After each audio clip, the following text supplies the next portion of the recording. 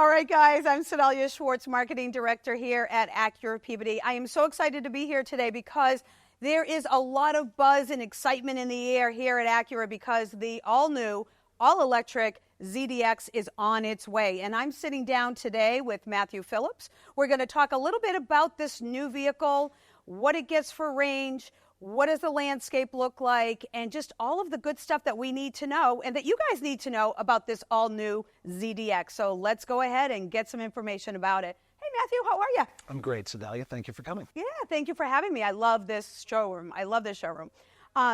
So the ZDX is coming. This is the first time for Acura to have an all-electric vehicle. Tell me a little bit about it. What does it look like? It doesn't look unlike a lot of other vehicles on the road. Some EVs and some newer cars have taken an approach to look very, very different in the market. I think that the ZDX will look, very much like an SUV that you're used to seeing on the road. A lot of the EVs have a little bit different front grille, or lack of a grille, because they don't breathe like a regular ICE internal combustion engine does.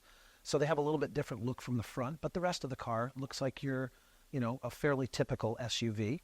It's a mid-size, it's a two-row SUV, and it's going to come in rear-wheel drive and all-wheel drive with both regular ZDXs and then a Type S ZDX. So the ZDX is pretty true to Acura's lineage as far as the look and the feel, the interior. You said how many people can fit in it? It's going to be a five-seater. Five-seater. That's great. Yep. And what does it get for range? So there's going to be 4 different models that are going to be brought into the, that we're going to be selling. There's going to be a two-wheel rear-wheel drive. That's going to have about 358 horsepower. Oh, wow. And that'll have a range of about 313 miles. Wow. Okay. Then there's going to be and that's going to be in the A-Spec trim. Then we're going to have an A-Spec with what they call a dual motor, which will drive the front and the rear wheels. And that will have 490 horsepower. And a range of 304 miles. So a big, big jump in horsepower to go to the all-wheel drive. Right. And then when you go to the Type S, which is traditionally in our brand, the Type S denotes our best and our most performance-oriented models. That's going to be 500 horsepower, all-wheel drive only, so dual motor, and a range of about 278 miles. Wow. So I like what I'm hearing right now. The car looks like an Acura. Has a really, really decent range. Yes. For an electric vehicle, but is electric for me? Like a lot of the questions that I get asked are, is electric for me? If I don't have a home system, what does that look like? And how would you really address that? Is it for me? I don't know. Yeah, I think, you touched on one of the major, what I would tell you is to ask yourself 2 questions if you're trying to decide whether an EV is for you. Can I put a charger in my home or my place of residence or my place of business, so where I can charge conveniently every day? And do I drive less than about 200 miles a day? And I chose 200 miles because that's a fair amount to be driven every day. And in the EVs, battery technology in the warm weather differs from the colder weather. So something that gets about 300 miles of range in the warm weather will get closer to 250, 225 in the colder weather. So you want to take that into account. So if you're driving less than 200 miles a day and you can put an EV charger in your home, EVs make a ton of sense for a lot of people. Yeah.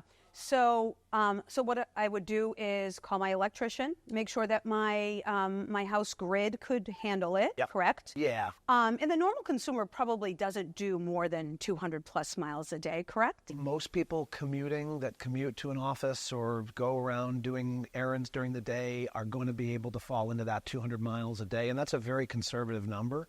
I think if you're a traveling salesman and you're going from your house and you're driving to up in Domain or into a place where you're not really sure what the charging infrastructure is like where you're going, maybe not the most practical. But if you're out on the road during the day and coming back every night, it's I look at it like my cell phone. When I get home at night, I take my cell phone, I plug it in, I put it on the bedside table, and when I get up, it's 100%. And I go the entire day without thinking about my phone until I get home again. and then I plug it in and I put it on the bedside table again. So I think that that is the kind of thinking that I look at, and if you kind of fit into that category, I think that an EV makes a lot of sense, because after all, it's cheaper to charge an EV than it is to fill an ICE car, ICE being internal combustion engine. An ICE car takes about $50 of gas to go 300 miles, and an EV takes about $15 of electricity to go about that same distance. So from an operational standpoint, EVs are more efficient. So let's just, so I now have less anxiety, let's just say, about the range and the charging. But what if I am out on the road and I have to charge? How long does it take to fully charge? So charging, that question sort of depends on what kind of charger you're using and how big the battery is in the vehicle that you're driving. Okay, so there are different kinds of chargers. There's level 1s, level 2s, and what we call DC fast chargers. Most customers are going to put a level 2 charger in their home. We have here at the dealership, we have level 2 chargers, and we have DC fast charger, a couple of those.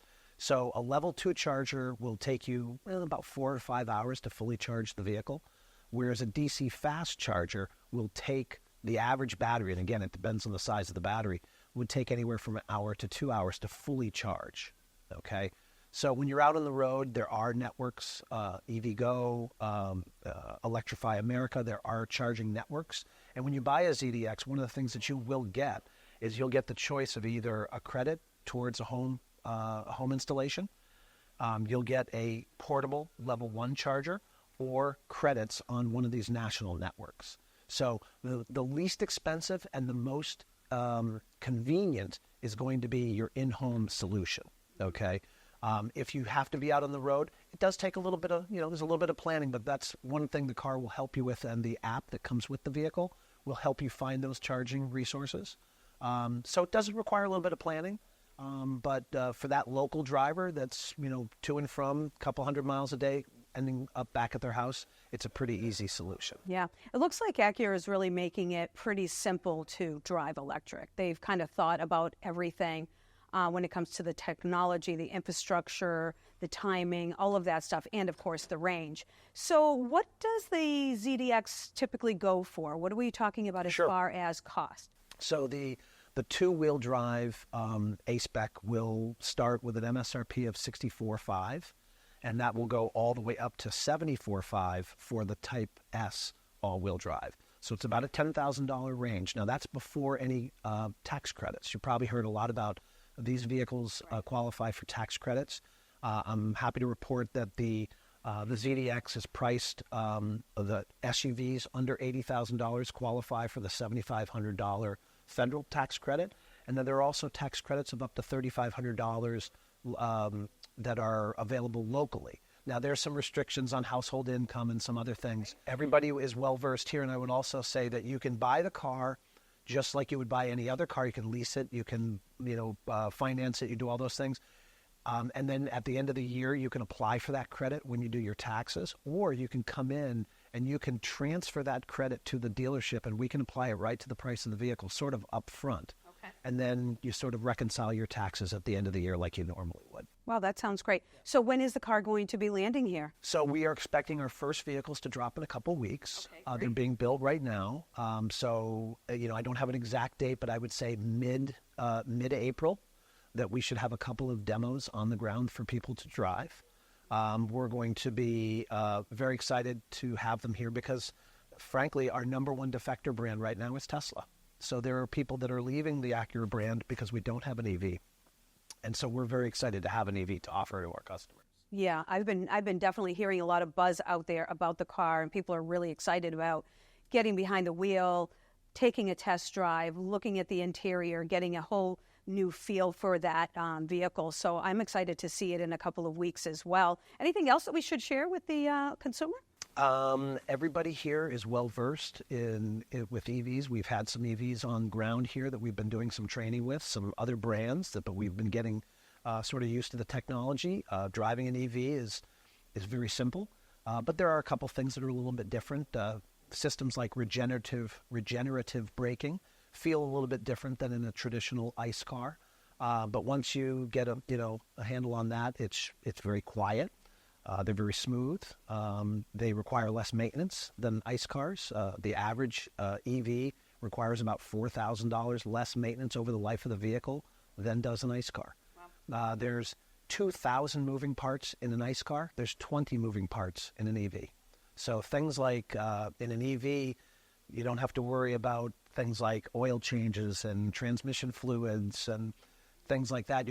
There's simple things like cabin filters and brake pads and tires and wiper blades. So from a maintenance standpoint, EVs also pose a really attractive alternative to an ICE vehicle because of the lower maintenance costs. That's great. Well, you touched on a lot of things today, dropped a lot of knowledge on us. But overall, what I take away from this is that the team is ready. We have the vehicles. They're going to be dropping here in a couple of weeks, and anyone who is interested should definitely come over to Acura Peabody and make sure that they get behind the wheel, have a test drive, gain some knowledge, get comfortable with the vehicle, and hopefully drive off in a new electric ZDX. Yeah, we are excited. We have a handful of orders already, and we have some cars on the way, and we are going to be encouraging test drives, including overnight test drives. You want to take it home and see what it looks like in the garage and play with it for the day. We encourage that. That's awesome. Well, thank you so much for your time, and thank you guys for watching. Come on down to Acura Peabody, drive the new all-electric ZDX. You will not be disappointed. It's a beautiful car. It stays true to the Acura brand, and we can't wait to see it.